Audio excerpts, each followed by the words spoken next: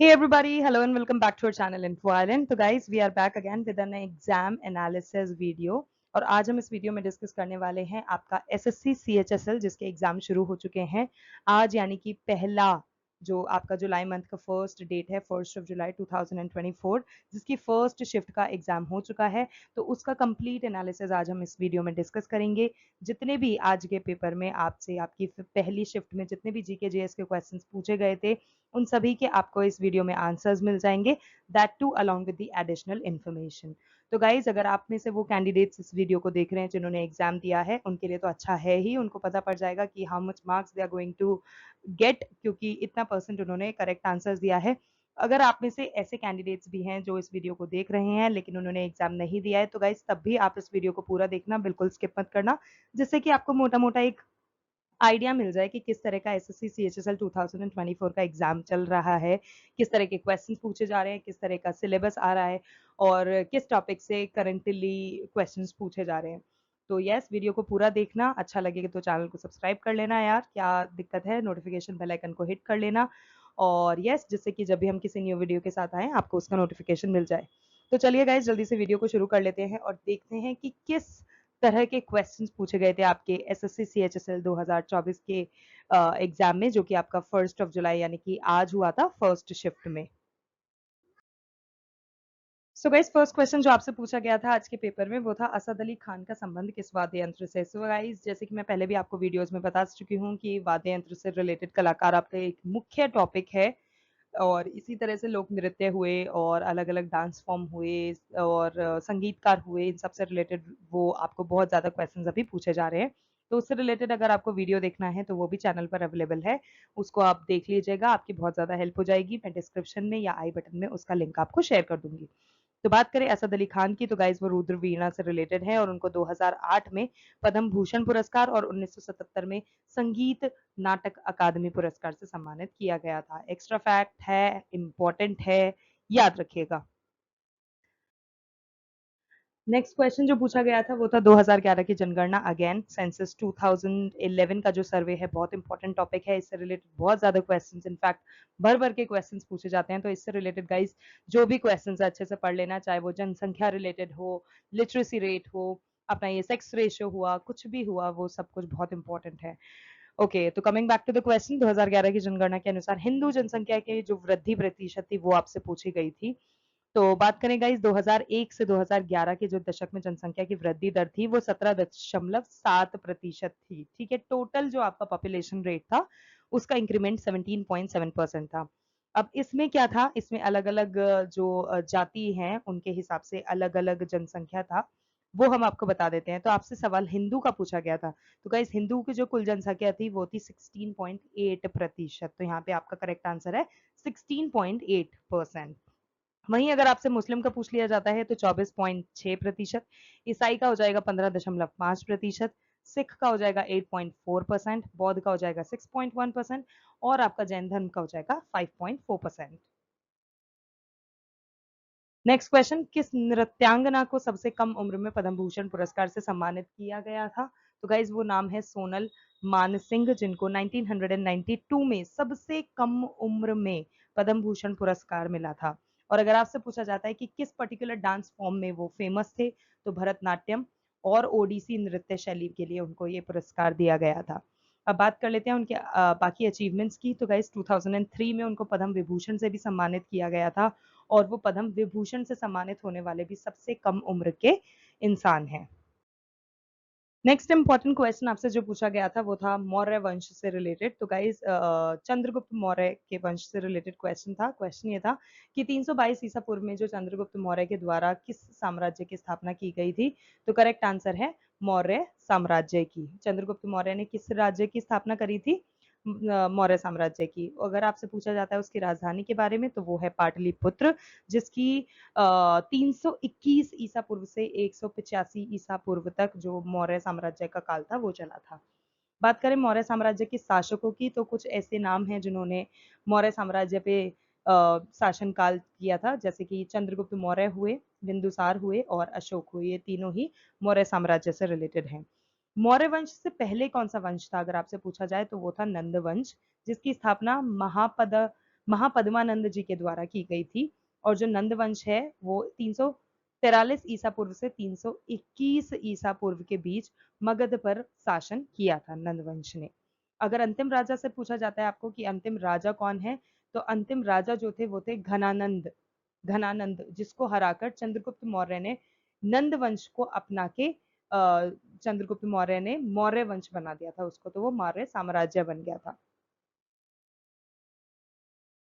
अगला सवाल, किस पंचवर्षीय योजना का उद्देश्य बुनियादी और भारी उद्योगों के विकास पर विशेष जोर देने के साथ तेजी से औद्योगिकरण करना था? तो गाइस जो आपकी सेकंड पंचवर्षीय योजना थी वो इसका करेक्ट आंसर है, जो कि 1956 से 1961 तक चली थी और वो पीसी महालनोबिस मॉडल पर आधारित थी। और उसका जो विकास दर था, जो लक्ष्य रखा गया था, वो 4.50% रखा गया था। लेकिन जो एक्चुअल में सेकंड ये जो पंचवर्षीय योजना आई थी वो एक्चुअल में जो हासिल कर पाई थी वो था 4.27%। अब गाइस जो नेक्स्ट क्वेश्चन पूछा गया था आपसे वो भी 5 ईयर प्लान से रिलेटेड ही था, यानी कि पंचवर्षीय योजना से रिलेटेड। आपसे पूछा गया था पहली पंचवर्षीय जो योजना थी उसका लक्ष्य कितना था।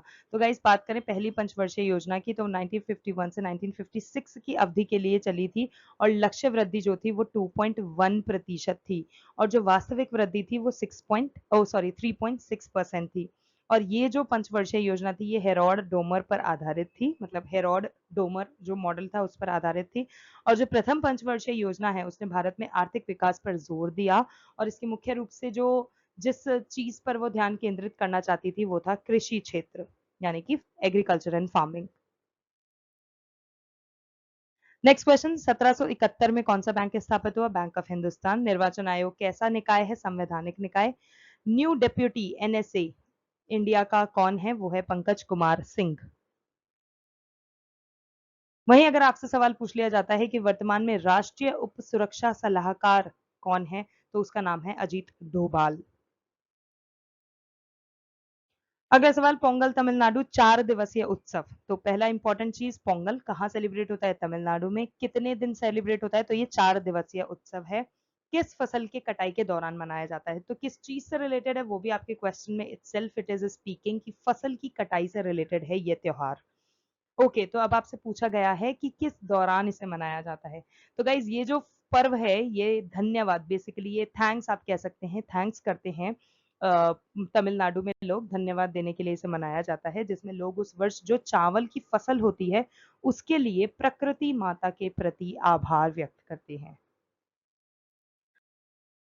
अगला सवाल, 2018 एशियाई खेलों में भारत के उद्घाटन समारोह में ध्वजवाहक कौन था? गाइस हर खेल में शुरुआती, यानी कि जब खेल शुरू होता है वो उद्घाटन समारोह में और समापन समारोह में ध्वजवाहक किया जाता है, उसको सॉरी ध्वजारोपण किया जाता है। तो ध्वजवाहक अक्सर पूछ लिए जाते हैं पेपरों में, तो वो प्लीज आपको अच्छे से पढ़ लेना है। बात करें एशियाई खेल जो कि 2018 में हुए थे, तो वो कहाँ आयोजित किए गए थे? इंडोनेशिया के जकार्ता और पालिमबांग में आयोजित किया गया था। वहीं अगर आपसे ध्वजवाहक पूछा गया है तो उद्घाटन समारोह का अगर हम बात करें तो वो थे नीरज चोपड़ा और समापन समारोह के लिए थी रानी रामपाल। और बात अगर आपसे सवाल पूछ लिया जाता है कि इन खेलों में भारत ने कुल कितने पदक जीते थे, तो वो थे 70 पदक, जिसमें 16 सोने के, 23 चांदी के और 31 पीतल के थे। नेक्स्ट क्वेश्चन जो था गाइज वो एक योजना से रिलेटेड था कि 2023 में जो आपकी LACCMI योजना है ये किस राज्य ने बेसिकली शुरू करी थी। तो बात करें किसने करी थी, तो ओडिशा ने। और इस योजना का जो मेन ऑब्जेक्टिव था, तो इस योजना के तहत ग्रामीण क्षेत्रों में लोगों को सस्ती बस सेवाएं प्रदान की जाती हैं। अगला सवाल भी एक योजना से रिलेटेड था, तो 2023 में लाडली लक्ष्मी योजना किस राज्य ने शुरू की थी? मध्य प्रदेश सरकार ने। एंड यस गाइज, अगर योजना रिलेटेड अगर आपको वीडियो देखना है वो भी चैनल पर अवेलेबल है, उसको भी देख लीजिएगा, आपकी काफी ज्यादा मदद हो जाएगी। अगला है भारतीय जनसंख्या किस वर्ष के बाद घटने लगी थी? तो गाइज भारत की जो जनसंख्या थी वो नकारात्मक वृद्धि दर का अनुभव कर चुकी है। किस वर्ष में? 1911 से 1921 तक। नेक्स्ट आपसे पूछा गया था कि पृथ्वी का आकार कैसा है? तो गाइस जो ओबलेट स्फेरॉइड का शेप होता है, यानी कि जो चपटा गोलाकार जिसे हम बोलते हैं, वो है पृथ्वी का आकार। मतलब it is not exactly round in shape, वो थोड़ी सी चपटी भी है। तो जो भूमध्य रेखा है वहां पर थोड़ा सा उभरा हुआ है, जो ध्रुव की साइड आता है वो चपटा हुआ है। नेक्स्ट, भटियाली किस राज्य का लोक संगीत है? पश्चिम बंगाल का। और पश्चिम बंगाल में सबसे प्रसिद्ध जो आदिवासी मार्शल नृत्य है उनमें से एक है छऊ नृत्य।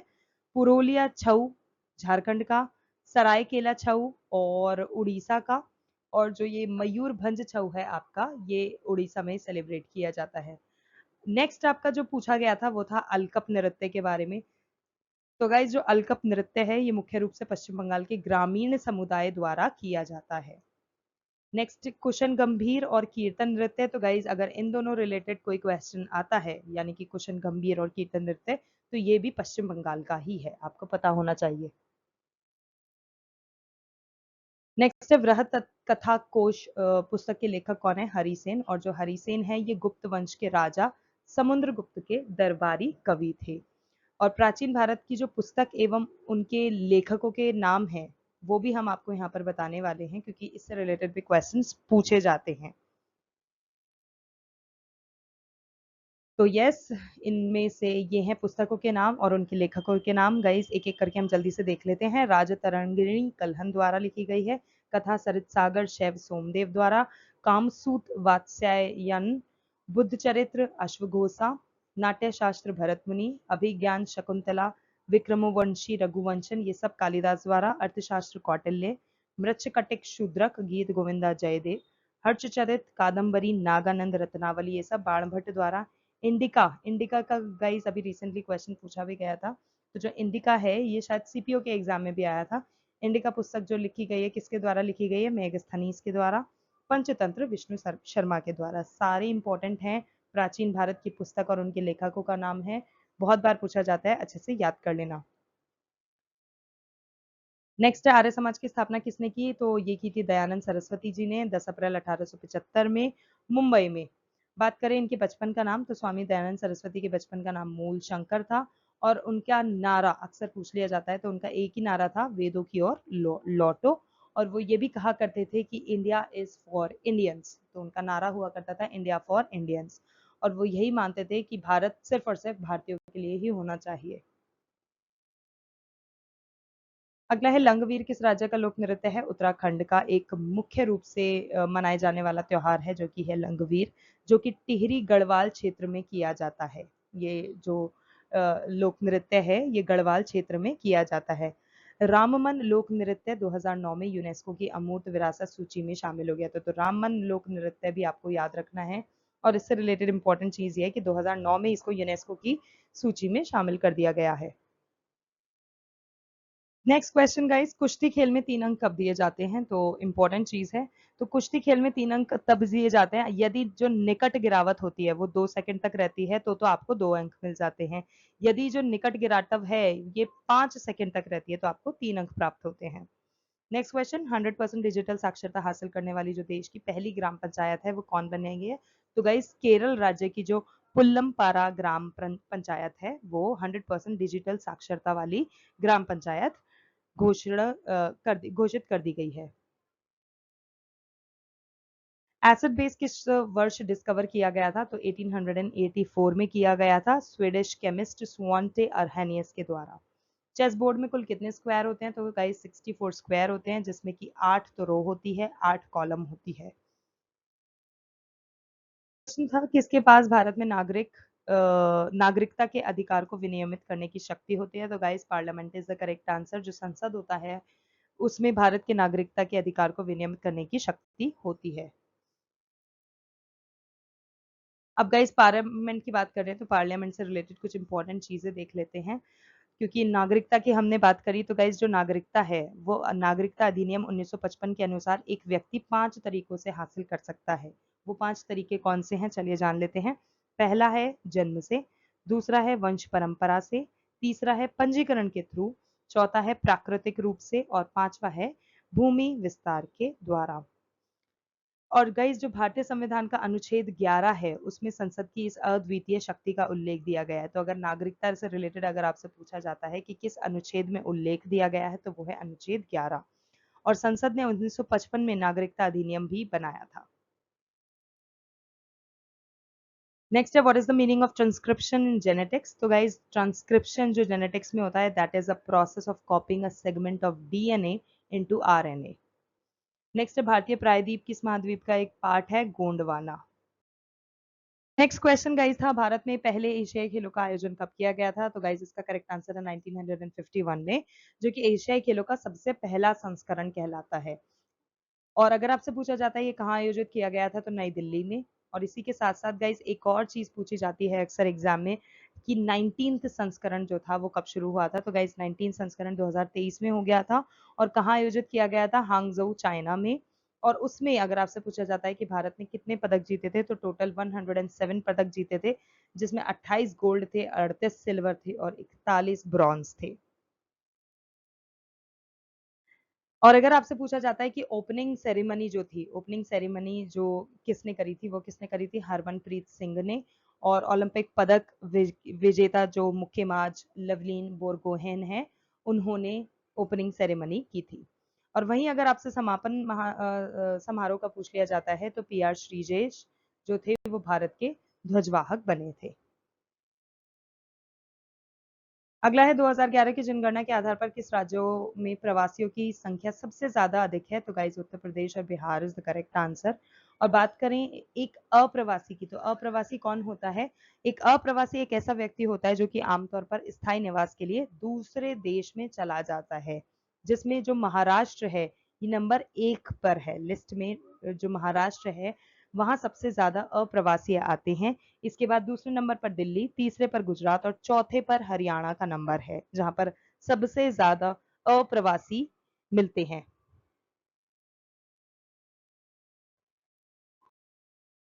नेक्स्ट क्वेश्चन आपसे पूछा गया था गाइस, जो NIMAS निमास यानी कि national institute of mountaineering and allied sports, तो ये फुल फॉर्म भी अच्छे से याद कर लेना, ये कहाँ पर लोकेटेड है? तो गाइस ये अरुणाचल प्रदेश के पश्चिमी कौमिंग जिले में स्थित है, अच्छे से याद कर लीजिएगा। और बात की जाए कि इसको कौन कंट्रोल करता है, रेगुलेट करता है, तो ये रक्षा मंत्रालय के नियंत्रण एवं अधीक्षण के कार्य करता है। अगला था, दलेर मेहंदी किस भाषा में गाते हैं? तो पंजाबी सिंगर हैं और 90s में आप और हम सब ही जानते हैं कि उन्होंने कितने हिट सॉन्ग्स दिए हैं। सकेवा किस राज्य में मनाया जाता है? तो सकेवा जो है ये सिक्किम का एक धार्मिक त्योहार है, जिसमें प्रकृति माता को श्रद्धांजलि के रूप में मनाया जाता है यह त्योहार।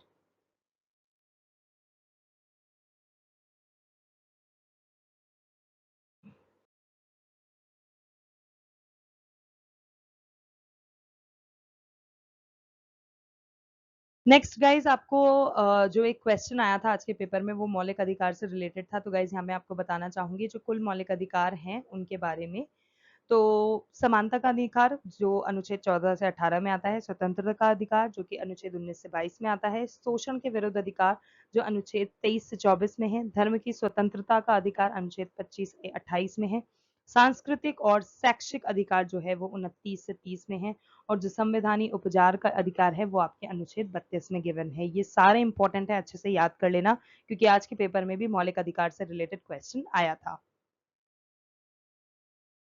और जो क्वेश्चन आया था वो था मौलिक अधिकार आत्म दोषारोपण के संबंध में कौन सा अधिकार देता है? तो गाइस अनुच्छेद 20 जो है, जो कि अपराधों के लिए दोष सिद्धि के संबंध में संरक्षण प्रदान करता है। अगला है, जनगणना में लिंगानुपात किस प्रकार से निकाला जाता है? तो गाइस प्रति 1000 पुरुषों पर महिलाओं की जो संख्या होती है उसको लिंगानुपात कहते हैं। और जो 2011 सेंसस सर्वे में थी वो थी 943/1000। गाइज मौलिक अधिकार में और एक इम्पॉर्टेंट चीज जो कि मैं ऐड करना चाहूंगी, ये तो हमने डिस्कस कर ली, जो 6 मौलिक अधिकार हैं वो हमने डिस्कस कर लिए। एक चीज और ऐड करना चाहूंगी, वो है संविधान में जो संपत्ति का अधिकार है जो कि अनुच्छेद 31 के अंतर्गत आता है, ये भी शामिल है। हालांकि जो 44वां संविधान संशोधन था, सॉरी 44वां संविधान अधिनियम था, उसमें इस चीज को ऐड किया गया था। 1 सेकेंड सॉरी, जो 44th आपका संविधान अधिनियम था 1978 द्वारा, उसमें मौलिक अधिकारों की सूची से इसको हटा दिया गया था। लेकिन फिर संविधान का भाग 12 अनुच्छेद 300A के तहत कानूनी अधिकार इसको बना दिया गया था। तो टोटल अभी हमारे जो फंडामेंटल ड्यूटीज हैं यानी कि जो मौलिक अधिकार हैं वो है 7। हाल ही में किस नेशनल ग्रीन ट्रिब्यूनल का अध्यक्ष नियुक्त किया है? तो गाइज जस्टिस प्रकाश श्रीवास्तव जो हैं उनको न्यायमूर्ति शिव कुमार सिंह के स्थान पर नेशनल ग्रीन ट्रिब्यूनल यानी कि NGT का अध्यक्ष नियुक्त कर दिया गया है। अब क्योंकि हम जस्टिस रिलेटेड क्वेश्चन देख रहे हैं तो गाइस कुछ इंपॉर्टेंट चीज मैं आपको बता देती हूँ। एनजीटी से रिलेटेड स्थापना पूछी जाती है तो 18 अक्टूबर 2010। प्रथम अध्यक्ष पूछा जाता है तो जस्टिस लोकेश्वर सिंह पंटा। राष्ट्रीय हरित अधिकरण यानी कि एनजीटी की जो स्थापना है वो राष्ट्रीय हरित अधिकरण अधिनियम 2010 के अनुसार की गई थी और इसका जो प्राथमिक उद्देश्य है वो पर्यावरण से संबंधित मुद्दों का कुशल और त्वरित समाधान सुनिश्चित करना है। तो गाइज दैट्स इट। वो थे सारे जीके जीएस के क्वेश्चन जो कि अभी हमने डिस्कस करे, जो कि आज यानी कि 1 जुलाई की पहली शिफ्ट का जो आपका एसएससी सीएचएसएल का एग्जाम हुआ है उसमें आए थे। अगर आपको वीडियो अच्छा लगा, इन्फॉर्मेटिव लगा, then don't forget to like, share and subscribe to our channel, because हम इस तरह के इन्फॉर्मेटिव वीडियोस हमारे चैनल पर डेली लाते रहते हैं। और यस गाइज, अगर आप चाहते हैं कि सेकंड शिफ्ट के भी क्वेश्चन जल्दी से शेयर कर दें तो वीडियो को लाइक करो, शेयर करो, कॉमेंट करो और चैनल को सब्सक्राइब करो। आज के लिए बस इतना ही guys. Thank you so much for your time. We will see you in our next video.